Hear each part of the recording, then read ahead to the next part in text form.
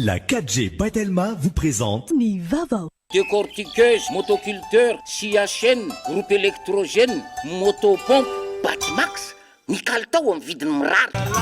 Tout au long de notre vie, rire nous rend plus forts. La vache qui rit manulcha wanao Nivava. La vache qui rit, parce que c'est meilleur de rire. Ny batterie Large Star. Kalto iresa-pirenena amin'ny vidiny tena mirary. Large Star vous présente Nivava.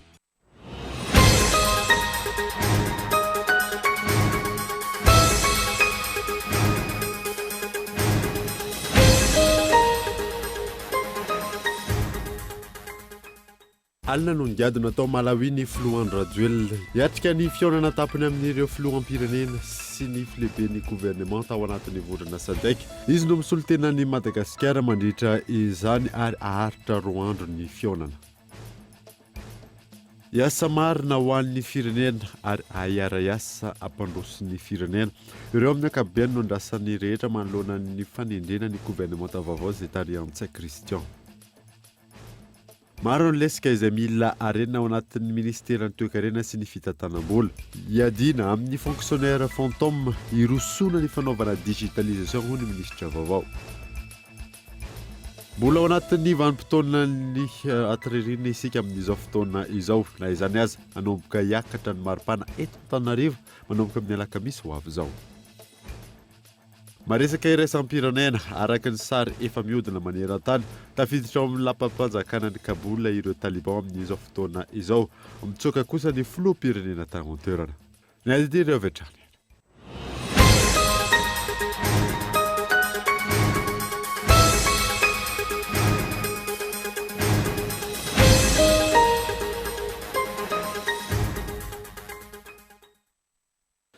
Finaritra tompoko lasy sy tompoko vavy fotoana vaovao eto amin'ny Akolo TV ka manasanao ary anaraka izany hatramin'ny farany.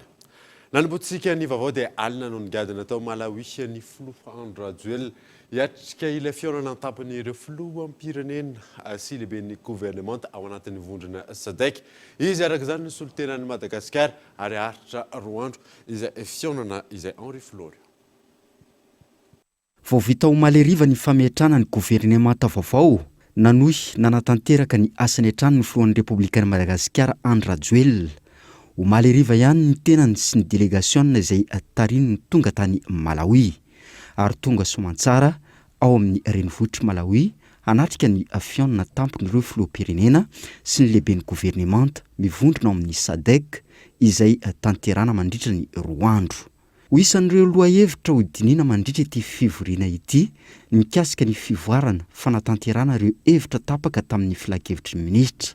Ny fanatanterana ny plan stratégique indicatif de développement régional na ny RISDP roapolo sy roa arivo telopolo sy roa arivo. Fa ao ihany koa ny fivoarana fanatanterana ny tondrotran'ny SADC eo amin'ny sehitry ny industrie.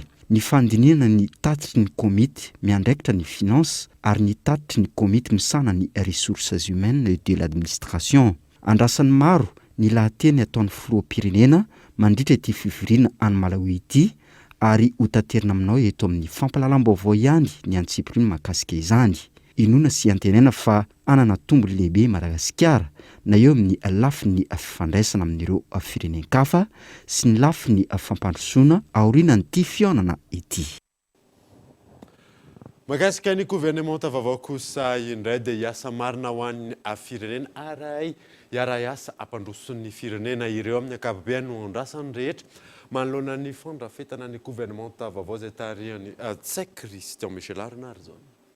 Voasolitena ao anatin'ny gouvernemanta vaovao napetraka omaly izay tarihan'ny Prime-ministra Tsay Christian ny fifandanjana amin'ny salantaona, ny fisian'ny miralenta ary ny fisian'ny solitena isaky ny faritany sy ny fisokafana tamin'ny antoko politika hafa. Tokony ho hery entin'izy ireo hiara hiasa sy hiasa marina ho an'ny firenena izany raha namara ny solombavambahoaka natao fanadihadiana mba hiatraika amin'ny vatana amin'ny vahoaka ny asa ataon'izy ireo entina ampandrosoana ny firenena. Gouvernement ny asa, gouvernement ny combat ireo tokony hiara hiasa tanteraka ho amin'ny solombavambahoaka ny maire indrindrandrindra zany sur terrain fa tsy anao eny ambony latabatra teoria be fatany ohatra n'iny mitenen'ny filohan'ny repoblika iny. Andrasan'ny vahoaka malagasy dia isy fetraikany azo tsapaitanana ny velorano izay efa hita zany ny asa nataon'ny fitondrana indrindrandrindra fa resaka communication ny ministra zao zany tokony azoto anao communication amin'ny zavatra vitany sy ny programma izay ho avy ahafahan'ny malagasy misitraka sy mahafantatra hoe tena mipaika aminay marina izay fampandrosoana ifotony izay. Nanamafy izany ihany koa ny avy eo anivony CFM ambony ny fanantenan'ny malagasy rano fanazavana ary tsy tokony sy fahadisoana intsony ataon'ireo mpikambana eo anivony gouvernemanta fa hibanjina ny fampandrosoana tena izy. Gouvernemanta dia ohatran'ny ekipa mpanao baolina dia mila an'izay le fifamenoana, mila fiarahana tsara, mila fiombonana ary zay le fiombonana zay koa dia hoe ho amin'ny asa ho amin'ny Madagasikara zay moa no andrasan'ndretra zay le hoe mialoha amin'ny mampanao politika sy mahateknisianina anazy ireo araka ny zavatra efa noresahana foana dia hoe ny fitiava-tanindrazana no tena zava-dehibe indrindra hikariko izay soa amin'ny firenena ary hanao tsara ho an'ny mpiarabelona fa zay no andrasan'ny mpiarabelona amin'izany hoe ministra zany hoe hiasa ho an'ny firenena, hiasa ho an'ny malagasy, hanompo malagasy. Ratsivina 2 no ministra vaovao, 3 ministra lefitra, 2 sekretera-panjakana, 5 ireo ministra tafaverina amin'ny toerany sy ny miovandraikitra amin'ny ministera hafa. Ireo no mandrafitra ny gouvernemanta vaovao napetraka omaly 10 aogositra 2024. Fitsinjovana sahady ny taona 2024 nandrafetan'ny folo ampirenena ny gouvernemanta vaovao raha ny fanehoan-kevitry ny KMF no hoe ny famahanana olona-bahoaka nefa ny andrasan'ny abesa maro. Henri Florian. Taoriana ny fivoahany anaran'ireo ministra andrafitra ny gouvernemanta omaly teny amin'ny lapam-panjakana Iavoloha, maro ny fanehoan-kevitra manodidina iny fanendrena iny. Nanambarany teo anivon'ny KMF no hoe fanabeazana n'olom-pirenena fa ny gouvernemanta politika no napetraky ny fitondram-panjakana. Izay midika avy hatrany fa efa mitsinjo ny fifidianana any amin'ny roa taona ho avy ny eo amin'ny fiadidinan'ny repoblika zany. Satria ny ninona ho ambara dia ny gouvernement dia composition politique ary dia hita tao anatin'izany fa nahitantsika akoatran'ny TGV, ny MMM, ny ADN izay tao anatin'ny mampara avokoa zany rehetrarehetra zany, ny Freedom, ny atoko maitso dia everiko fa afaka manambara isika rehetra fa efa miomana any amin'ny fifidianana afaka roa taona, fifidianana filohan'ny repoblika afaka roa taona io gouvernement io sady ary tsy diso paika mihitsy ny filohan'ny repoblika amin'izany fa rarina zany amin'ny mpitondra azy sy amin'ny mampanao politika azy. Na eo aza izany, gouvernemanta mitaky ny fandraisana andraikitra lehibe ho famahana ny olan'ny vahoaka no najoro ka tompona andraikitra avokoa ny rehetra. Nampisehoana zany, nampiseho ny filohan'ny repoblika amin'ny gouvernement io fa gouvernement iombonany zareo gouvernement tsisy fanoliana andraikitra fa tena samy tompona andraikitra daholo zany zao zareo rehetra izay nifanohana ka dia manantena isika fa ho tsaratsara kokoa no ny roa taona efa lasa ny roa taona ho avy. Na izany na tsy zany aoka isika tsy anantena fahagagana. Tsy hisy mihitsy ny vidinany vidinetana atao anatina 2 na 3 andro na herinandro. Fa raha miasa tsara, miasa mafy ireo mpikambana gouvernement ireo ary miara-miasa ny département samihafa dia antenaina kosa fa afaka ray volana na raha aingana indrindra mety ho afaka tapa-bolana dia mety ahitana vokatra zany. Manaramaso akaiky ny asan'ireto ministra vaovao ireto araka izany ny vahoaka malagasy manoloana ny zava-misy ankehitriny sy ny fahasairanam-bahoaka.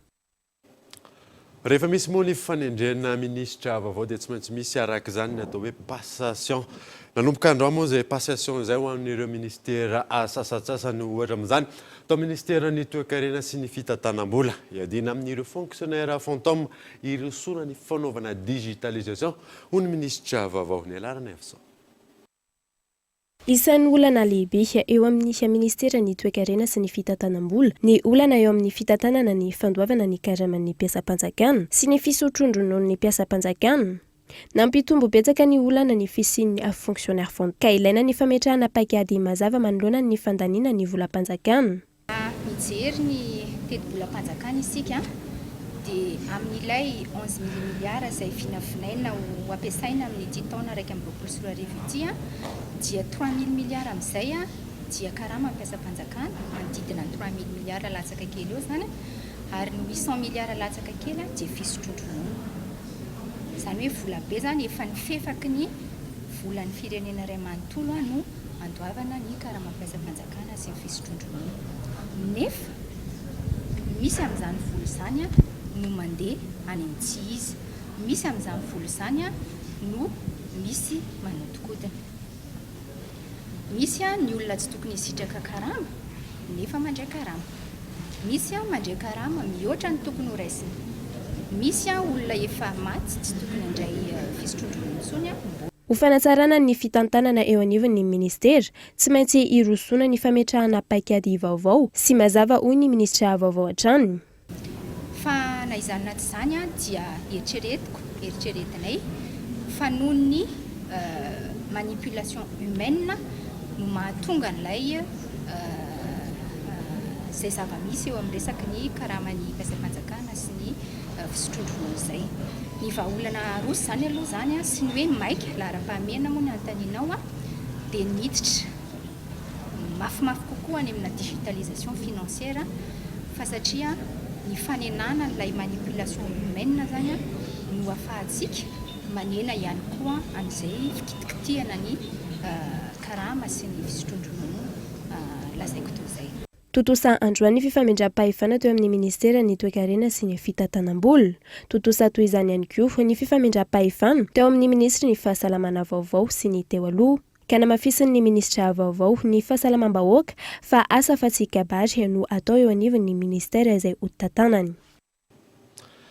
Mahakasika ny resaka passation izay hatrany dia nandray ny asa nanomboka androany sekretera mpanjakana miadidiny gendarmerie pirenena vaovao io nasaina.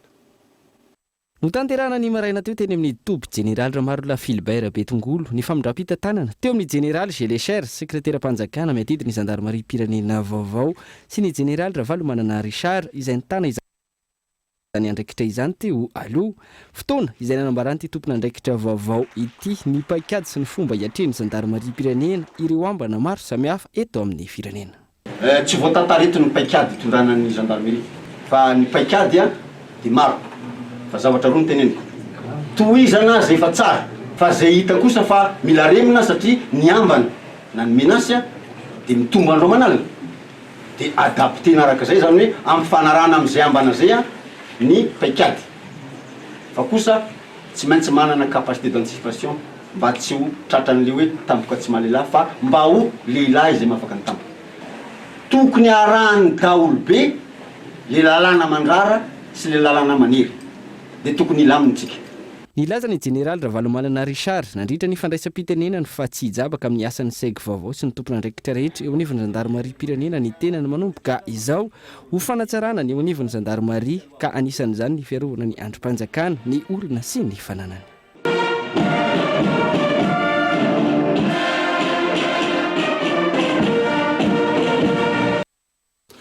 Manambahiny sampana fampalalam-baovao amin'ny ity alina ity mirahalahy zay mandray vahinintsika amin'ny ity androandy miaraka amin'ny olona saina ny tenako amin'izany aromeko aza avy hatrany fitenenana. Andriamatolo Lantoratsida miarabanao ary ankasitrahana ianao ny naiky ny fanasana ny fampalalam-baovao amin'izao alina izao. Iresadresaka momba ny gouvernemanta vaovao izay nitsangana nanomboka omaly isika. Araka ny tatao anatin'ny ny liste misy 23 ireo mpikambana eo anivon'ny gouvernemanta iny dia saika voasolotena ao avokoa ny ankamaroany sy nireo antoko politika sy fondrona antoko politika misy eto amin'ny firenena amin'izao ampampitoana faharoan'ny filohan'ny repoblika izao nitrana tamin'izay stratégie sy paikady izay izy inona no mety azo andrikanan'izany andreo matoa lany Rajita.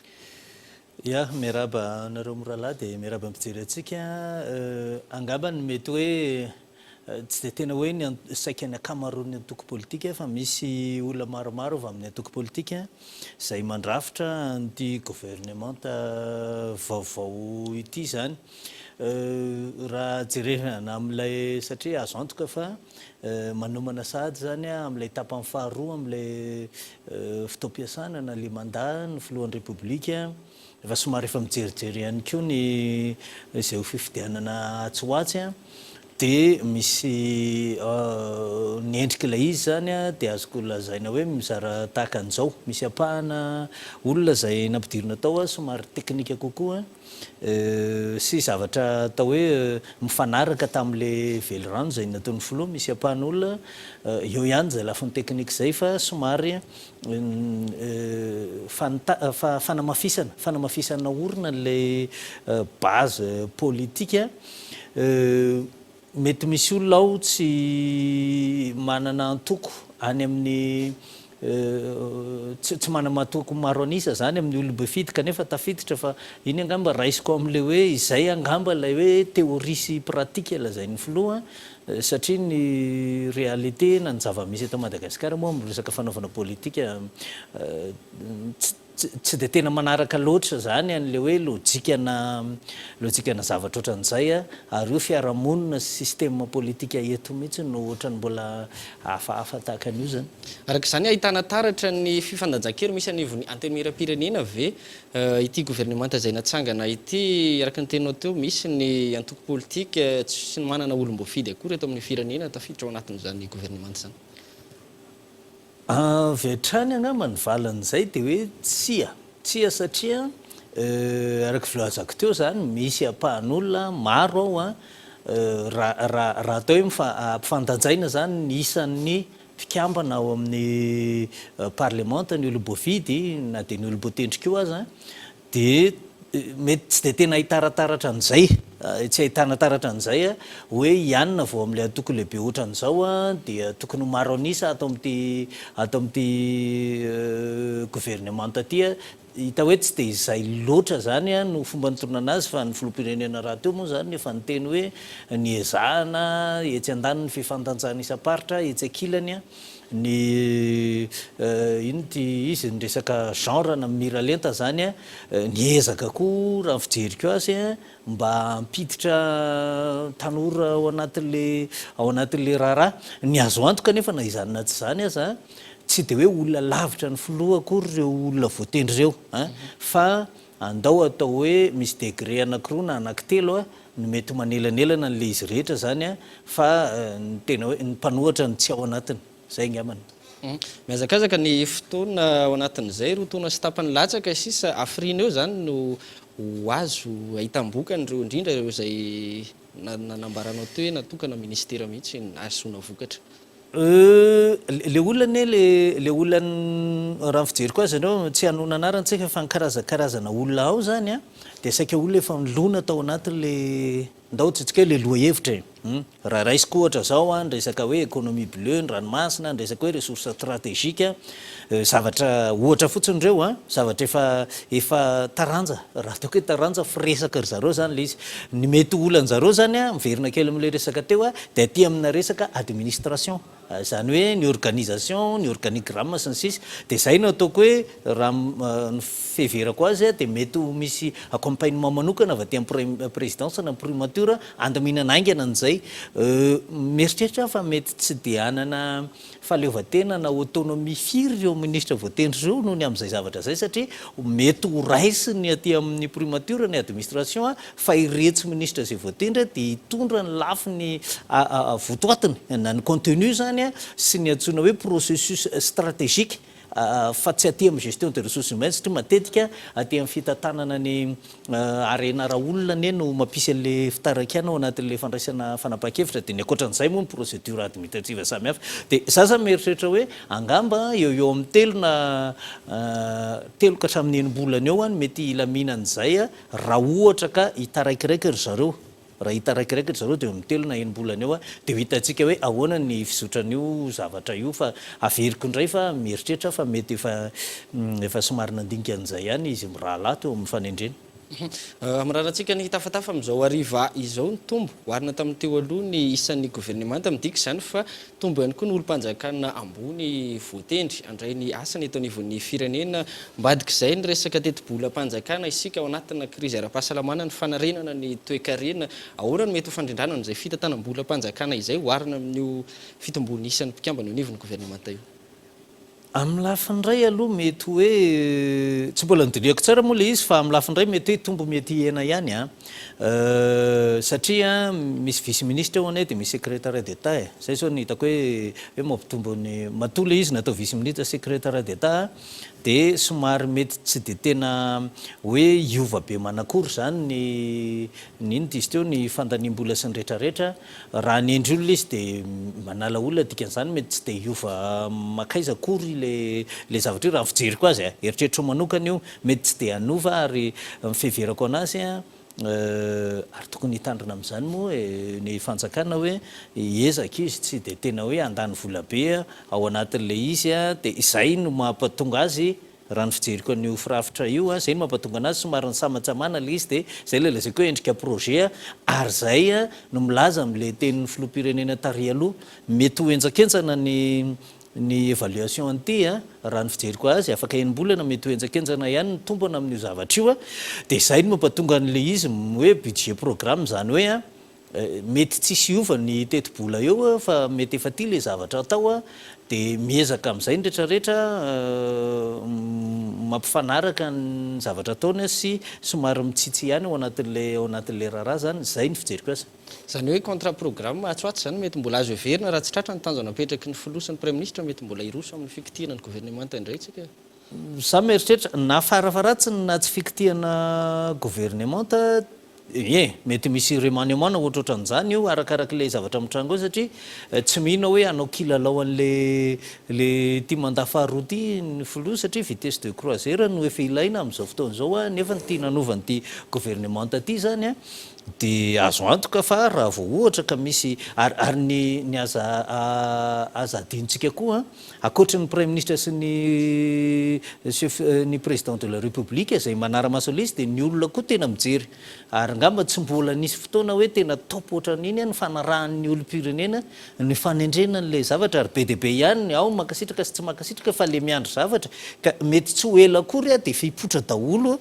zay mety tsy fetesana fa zara mieritreritra fa io moa mety hoe any politologue mieritreritra an'izay no hoe mieritreritra fa mety alohan'ny fahenim-bolana dia fa mety misy voasolo na voala amin'ireo olona reo raha ny fandiniako azy raha vao ohatra ka tsy mitandrina tsara amin'le raharaha satria masika dia masika ny olo-pirenena amin'izao fotoana izao angastrana ianao andreo matola antoratsidana naiky ny fanasan'ny sampana fampahalalam-baovao teto amin'ny Nicole TV misaotra anareo mirahalahy nanasanay misaotra antsika rehetra zay makasika an'iny fa tahaka mahazatra anaraka dokavatra antsika mialoha ny idirantsika ny tapony faharoan'ny vaovao rehefa avy ary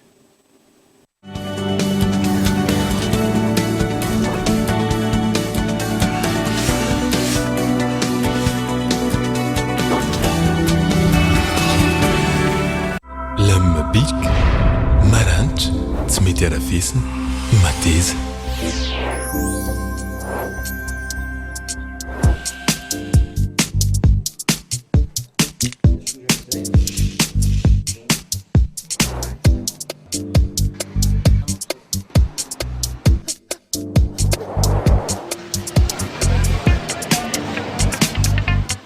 Bik isanandro.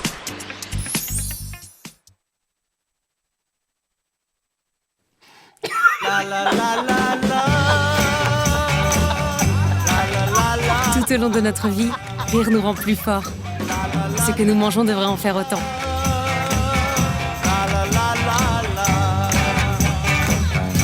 La vache qui rit, parce que c'est meilleur de rire.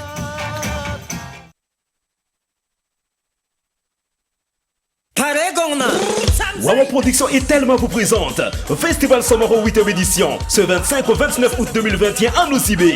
Au programme, carnaval dans la ville de Nosibé, soirée VIP avec Wawa, diverses animations sportives, course laka, football, marathon, mourengi, élection Miss et Mister Somoro. Spectacle avec Raven, Naël, Tina, Tax, Deizo, Zanjamedi, Rijad, Jalto, Jorshai, Rutsuvula, Zangarata, Bastalayon, Mad Max, Ampunjuna, Big MG, Stéphanie, Ulmazava, Mil Clément, Goulam, Inosibi et Wawa. Et cette année, Summer Time à la plage Madilkel et showcase coloré avec Diocèse. Sponsor Mvula et THB. Telma, sa fitque numéro 1 Malagasy. Entre nos fous rires et nos moments de complicité, nous trouvons toujours le moyen de s'amuser. Pour que chaque plat préparé soit spécial, nous avons choisi des spaghettis de qualité supérieure, faits à base de semoule de blé naturel, sans oublier sa délicieuse sauce tomate facile à préparer. Avec les spaghettis et la sauce tomate spéciale, chaque plat est unique.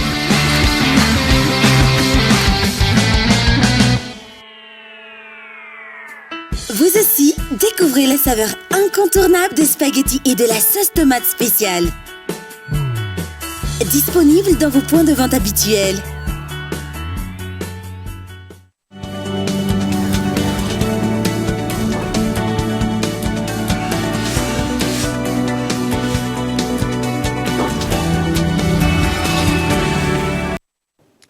Mietrana tapafaroany vaovao isika nandefa taratasy misokatra ho an'ny filohan'ny République ny groupement des entreprises ny fifondronana ny mpandrara malagasy sy ny maro hafa tokony apetraka mazava ho izy ireo ny paikady ahafahana manarina ny sehatra tsy miankina namina raha Verorso. Araka ny fanadihadiana ny totosaina avy amin'ny sehatra tsy miankina ny volana aprily 2024 teo manodidina ny 20 isanjato ny orinasa mahatsapa ny fitotongana ny fandrarahana sy ny fampiasam-bolan'izy ireo ny taona 2024 sy 2022.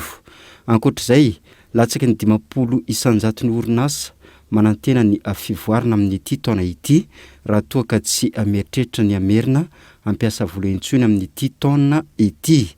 Ny 80 isanjato tamin'ireo nanaovana fanadihadiana izany.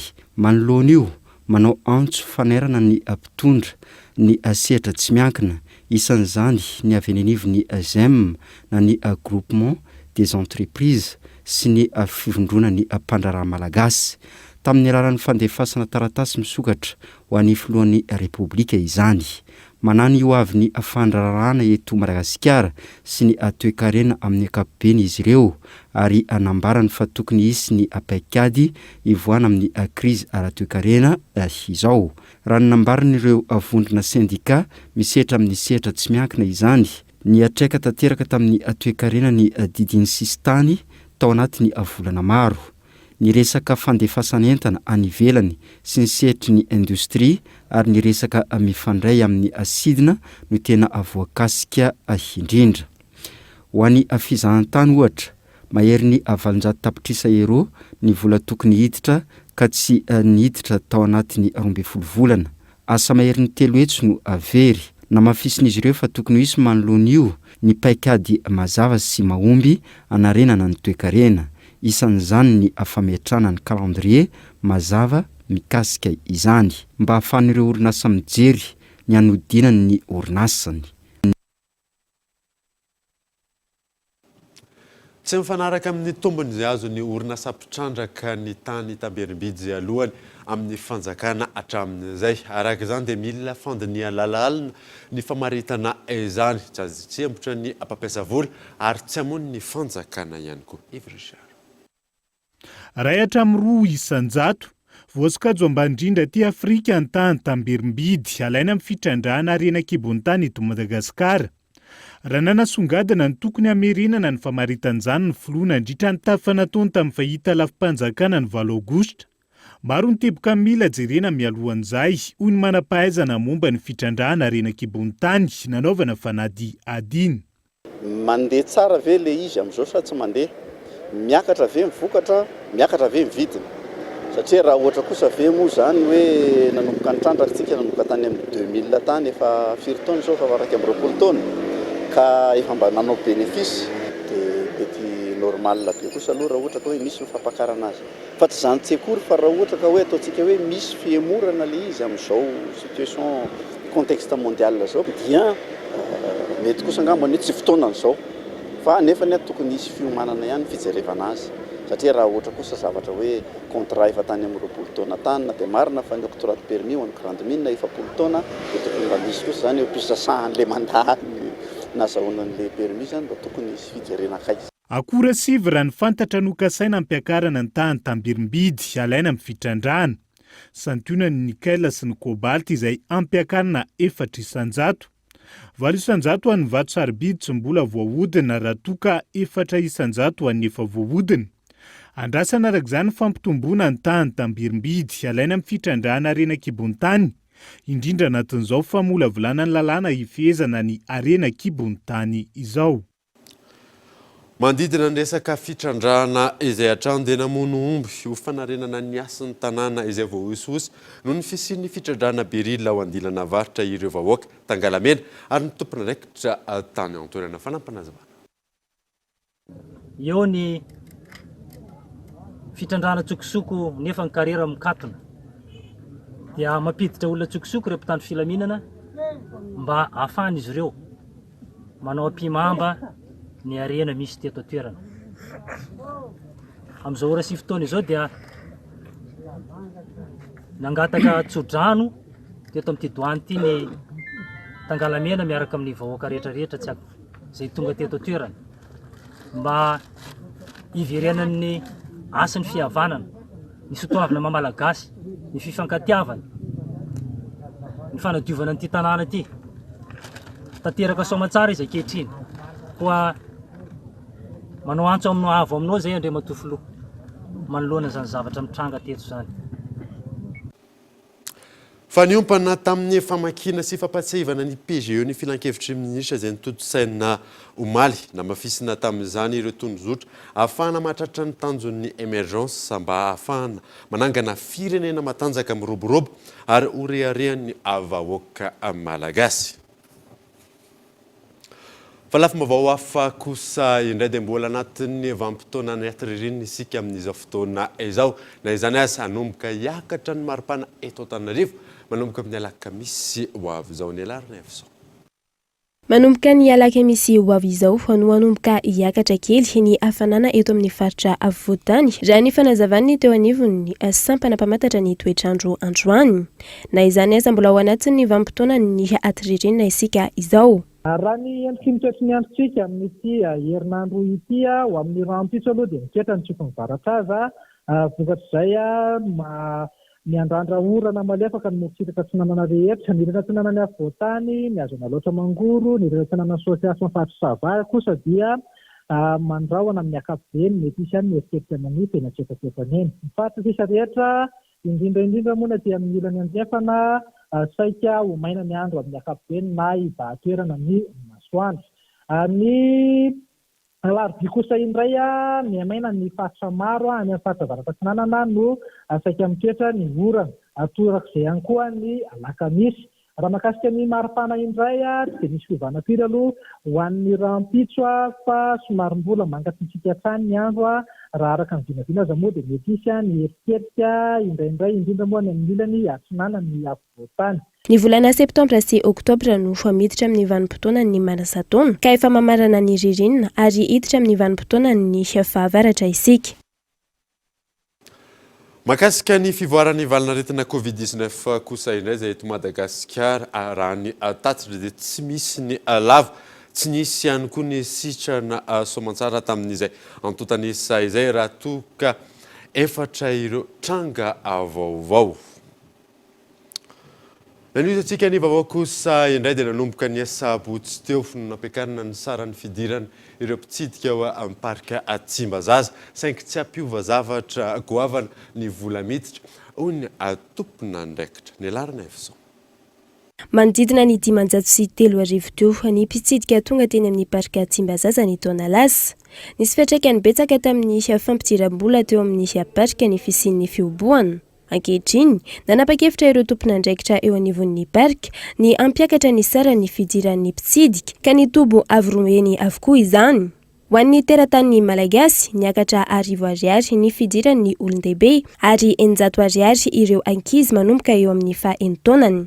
Tsy afaka anaovana fotodrafitrasa lehibe izao fiakarana izao hoy ny tompon'andraikitra. Izany ahafahana manao zavatra bebe koa na dia kely any petit entretien zany ny vitan'io, izay ny tiany marina hoe fikarakarana ny trano biby sy ny zaridaina sy ny sisa. Tsy afaka manao tetikasa lehibe zany na zany fa iny tena karazana hoe budget de fonction budget de akoatra budget de fonctionnement izay mbola angatanay ampin'ny fanjakana maorina sam-panjakana anay misy hoe budget d'investissement koa fa manao infrastructure ngeza be. Zany ary ezaka zany arakaraky fiakarana io mba niakatra 2 fois aloha zany le izy dia mba ho ezahana sy vitan'io kelikely io fanatsarana rehetrarehetra madinika ao anatiny. Nisy fiantraikany betsaka amin'ny fampidiram-bola teo amin'ny patrika ny fioboana nateraky ny valana retina Covid-19. Ankehitriny vinavidaina ampiakarina 5,000 amin'ny taona iray ny isan'ny mpitsidika. Amin'izao vanim-potoana ny fialan-tsasatra izao no maro kokoa ny olona tonga mitsidika ny parika. Zay zaho vahiny sady za zay mivizity zay zavatra tsy hitako aminay agny zegny biby sambihafa tsary hita karakara zay. Avy anosy be za taminamana amparika zegny karaha taloha zay za navita ty zay nijery amparika misy zavatra hitako zegny tafara zay za karaha misy zavatra tsy hitako zegny karaha mahagagagaga. Mbo tondrakizy tsangatsangana dia mandehandeha ty mbo miala voly vakansy samy mpianatra dia manao vakansy teta be mahafinaritra be ty hita ty daholo rehefa karazan-kazo karazam-biby hita daholo. Tsy afaka manafatra biby avy any ivelany ny parika amin'izao hoy ireo tompon'andraikitra fa ezaka ampitombo ny biby avy eto an-toerana isarihana ny mpitsidika.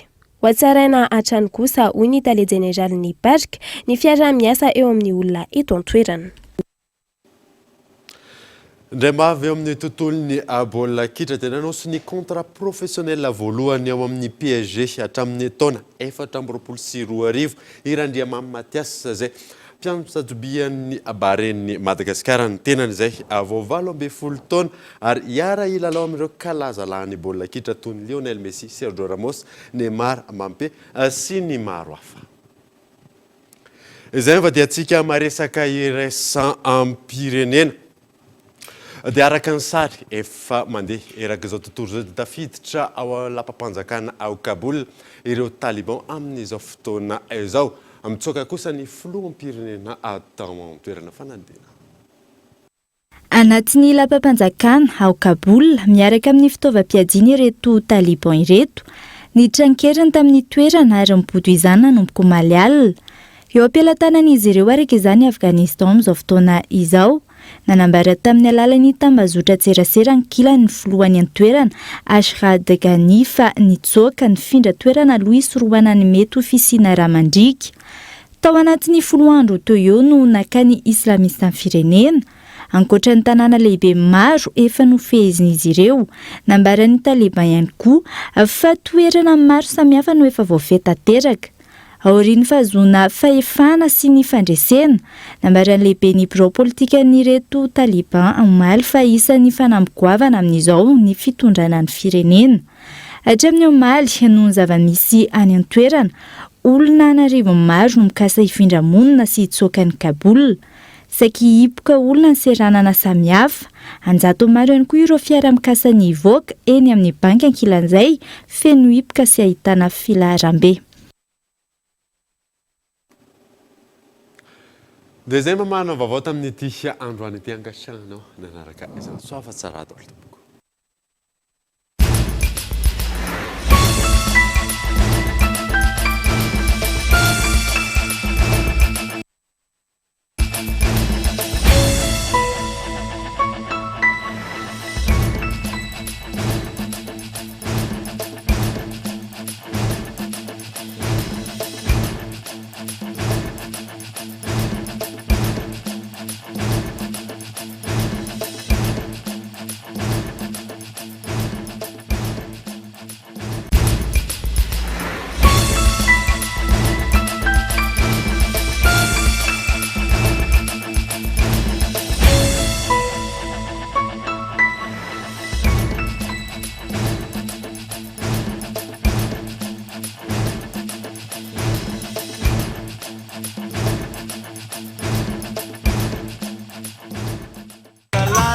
Tout au long de notre vie, rire nous rend plus forts.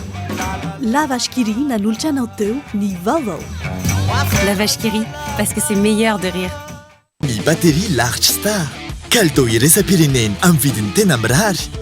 Large Star vous a présenté ny vaovao. Décortiqueuse, motoculteur, scie à chaîne, groupe électrogène, motopompe, Batimax. Ny kalitao amin'ny vidiny mirary. La 4G Batelma vous a présenté ny vaovao.